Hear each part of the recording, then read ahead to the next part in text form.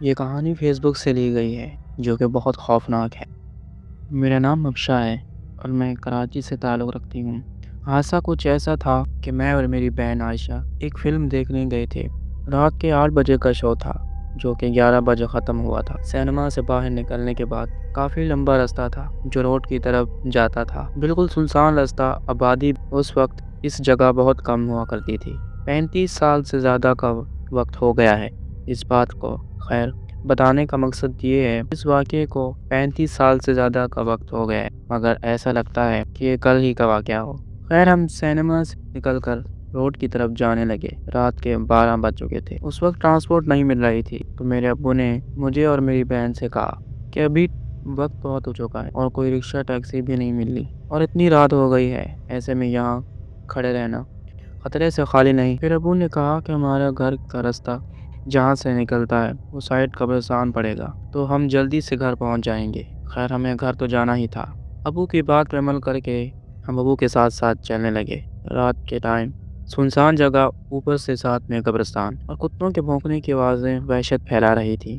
ہم چلتے رہے، ان آوازوں کی وجہ سے ہم تیز تیز چلنے لگے۔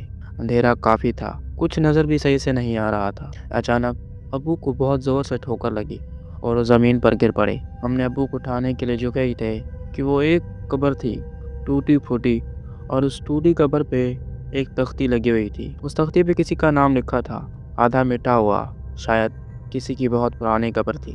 خیر، ہمیں معافی مانگی کہ یہ سب ہم نے جان بوجھ کر نہیں کیا، ہمیں معاف کر دیجیے۔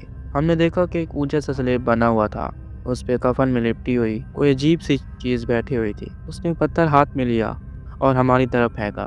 ابو نے ہمیں سائڈ پہ کیا اور پتھر ابو کو آ کے لگ گیا، وہ شدید زخمی ہو گئے۔ وہاں کارکن کی مدد سے ابو کو اٹھایا گیا، کسی سے لفٹ لے کر گھر تک آئے۔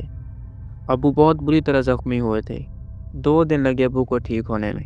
پھر ایک دن ابو نے امی کو بتایا کہ میں قبرستان سے بچیوں کو لے کے آ رہا تھا، مجھ پہ کسی چیز نے حملہ کیا، وہ کون تھا میں یہ ضرور پتہ کروں گا۔ میں نے اور عائشہ نے ابو کو بہت سمجھایا لیکن ابو ضد پہ اڑے ہوئے تھے۔ ایک دن ابو اسی قبرستان میں پہنچ گئے یہ دیکھنے کہ وہ کون تھا۔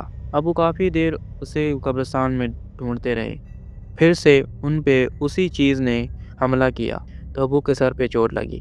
وہ زخمی حالت میں جب گھر آئے تو ان کا چہرہ ہی عجیب ہو چکا تھا۔ یہ سب دیکھ کر ہم سب ڈر گئے اور ابو کے پاس جانے سے ڈرنے لگے۔ میں نے اپنے کزن کو بلا لیا تھا، ابو کی حالت عجیب ہو گئی تھی۔ پھر ابو کو کسی کو دکھایا تو انہوں نے بتایا کہ کسی بری چیز کا سایہ ہو گیا ہے۔ ابو تھوڑے بہتر ہوئے، انہوں نے امی اور مجھے سارا ماجرا بتایا کہ ان کے ساتھ ہوا کیا تھا اس قبرستان میں، جس چیز نے ان پہ حملہ کیا تھا۔ یہ سب بتانے کے بعد کچھ دنوں تک بہت اذیت میں رہے اور اس کے بعد اس دنیا سے چل بسے، اور ان کی قبر وہی ہے جہاں اس چڑیل نے ابو پر حملہ کیا تھا، اور اس حملے کے بعد ان کی ڈیتھ ہو گئی تھی۔ اس واقعے کو اتنے سال گزر جانے کے بعد بھی جیسے کل کی بات ہو۔ ابو کے مرنے کے بعد سب نے یہی کہا کہ ایسے وقت اور اتنی رات میں قبرستان سے نہیں آنا چاہیے تھا۔